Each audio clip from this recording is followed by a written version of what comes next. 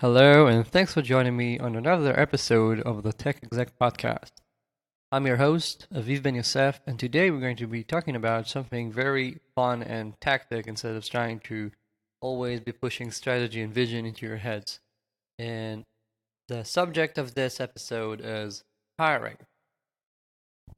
Specifically, I know that most of my leaders and tech clients are spending huge chunks of their time in their hiring processes because pretty much any company nowadays is constantly growing. And even if you're not actively hiring, you're still hiring, right? You're still meeting people because potentially they might be relevant in a couple of months. So, my first tip is starting even before you actually go into the hiring process is that you have to understand who are you hiring. We know how to identify, for example, software engineers if we are software engineers and we have software engineers in the team.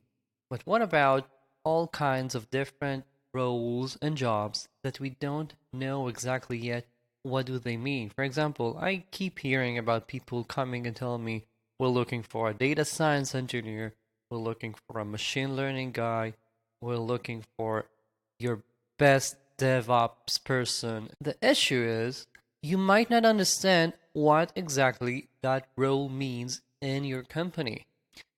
Does it make sense to hire a DevOps person only for them to end up, writing one Kubernetes setup and not doing anything for 3 more months? I'm guessing not. Should you hire a full-time IT person only to have them set up the laptops once and I don't know what they're going to do for the next 2 months? Does it make sense to have a data science person if you do not have any data? Some people are actually great at creating the initial data sets. Others hate that and simply want to work on the actual data. It's all a matter of preferences and it's a matter of understanding what are you offering. And you cannot go into hiring too fast before you actually have a picture of what this role is going to be. You need a way to measure those people you hire for their successes. They need a metric of what defines their job as a good one. And you cannot tell them that before you understand what are they going to do. And similarly, you cannot tell whether they're going to be a good fit without knowing what you will be requiring of them. Because of that, my gut instinct is to tell you to wait until you have a clearer picture of what it is exactly that you need to do. There's this old bootstrapped startup saying that says you should not hire someone for a job before you've gotten sick of doing that job yourself. I'm not saying you should always be doing that, but I am saying that it's healthier, usually, to wait until you really have to get that person. Maybe you're going to have some subpar DevOps operation for the next quarter, only to then understand better what your system does, have it become big enough so that there's actual volume for someone to be interested, for someone at a caliber you want to be interested to come and do that full time, and then bring them over after they can see what you've been trying to do and where you'd like to be. This is no longer something that's up in the air, it's something concrete that you know what are your pains and how you want to get better. Maybe once you understand how your data acquisition process is going to be, you can understand better whether you're searching for someone who can help create that initial data set or whether you should be waiting until you have enough data and only then bring someone to start massaging that. So, first of all, our first lesson here is that you should be waiting before hiring until you have the clear metric for what that job is going to be. I'm not saying that whatever you discuss initially has to be exactly that. I am saying, though, that expectation setting, especially when it comes to roles, is one of the clearest ways to fumble a new employee coming on and to make them pissed right after the onboarding because they come and see that whatever was discussed is not what they're gonna be doing. And for good expectation setting, you need to know what your expectations are and you need to help them realize whether their expectations are going to be met. So err on the side of waiting a bit longer unless there's something very risky that's going to happen if you don't have that hiring time, and only then go into hiring. The second part of what I want to discuss is what do you do after you've brought on this new employee and you feel like they are underperforming. You had expected them to come in and be, say, at a level of an 8, but they actually seem to be more towards a 6 or a 5. I constantly hear about these from my advisory clients because this seems to happen all the time, especially if your first couple of hires are people that you trust greatly and you already have some sort of gelling with them, and then you get to the first hire that isn't from your clique, and that hire usually takes a bit longer to become productive. And you know why? It might be because of them, but it's not always only because of them. It might be that you're used to work in a certain way with your own kinds of people you've worked with in the past, and those people come in, start running in a company like the one you've created. But new people need to learn how to work in that sort of an environment. So my key guidelines whenever you have an underperforming new hire are: first, understand that you are very prone to be setting your own expectations too high. It's not the same coming on as the first employee as coming on as the fourth. It's not the same to be taking on responsibility of an entire thing and trying to hit the ground running on something that's already running pretty fast. And it's not the same to be the first one out of a clique. So check yourself and your expectations. You just might have been hoping for this person to be so productive faster than is likely. Alright? Let's start with that disclaimer. And now, if there really is an issue, it has to be communicated and fast.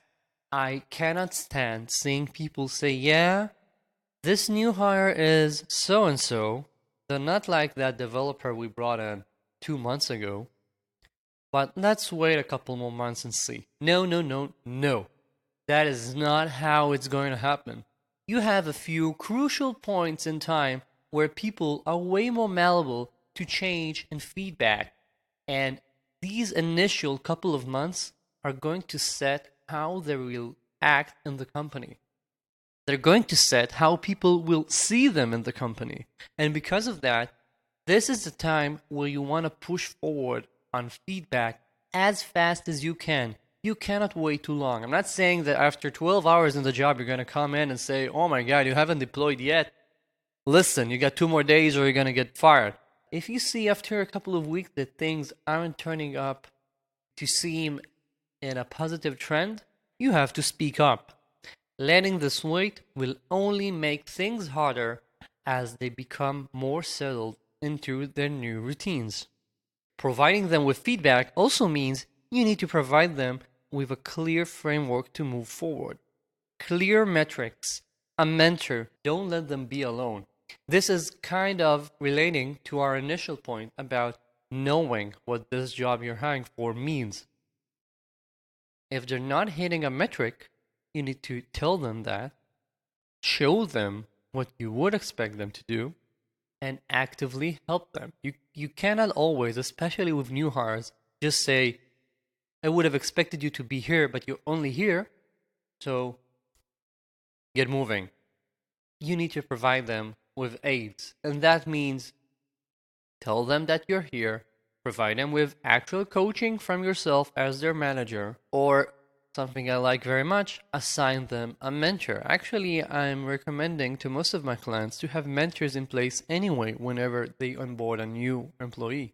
But if you're not doing that already, consider bringing on a mentor, someone they can use in order to become more productive, and someone that actually works with them closer so you can get better feedback about what it is that's currently missing and preventing them from being as productive as you would have hoped. And lastly, given all of these points, you should see a positive trend in 2 to 4 weeks.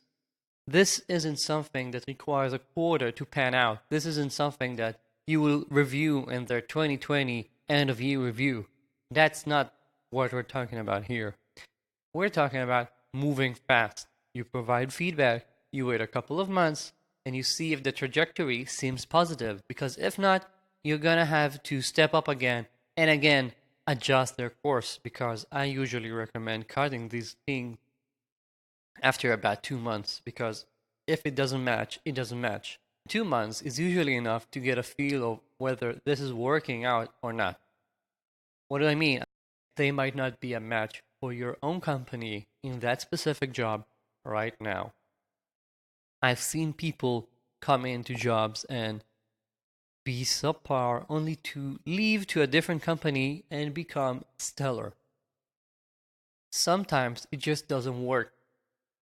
And trying for too long is actually wasteful because you're doing them a disservice because they're not doing the best thing they can. And you're doing your team a disservice because it usually means that you have to end up investing more and more in those people instead of helping the other team members. And it's always harder to see someone leave after they become a bigger part of the team as opposed to cutting your losses short as fast as possible. So to sum up, hiring is going to be hard. And there's plenty more to talk about your hiring strategy and how you're going to be attracting people and so on and so forth, which I will get on to in a different episode. But for now, I wanted to discuss these pitfalls because I see them regularly. So keep in mind that you have to understand what you're hiring people for. And once you've hired them, know to adjust their course as fast as possible in order to get them where you want them to be as fast as possible.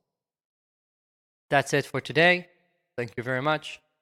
Please share this. And for the people who've left me iTunes reviews, thank you so much. I'm loving those 5 stars.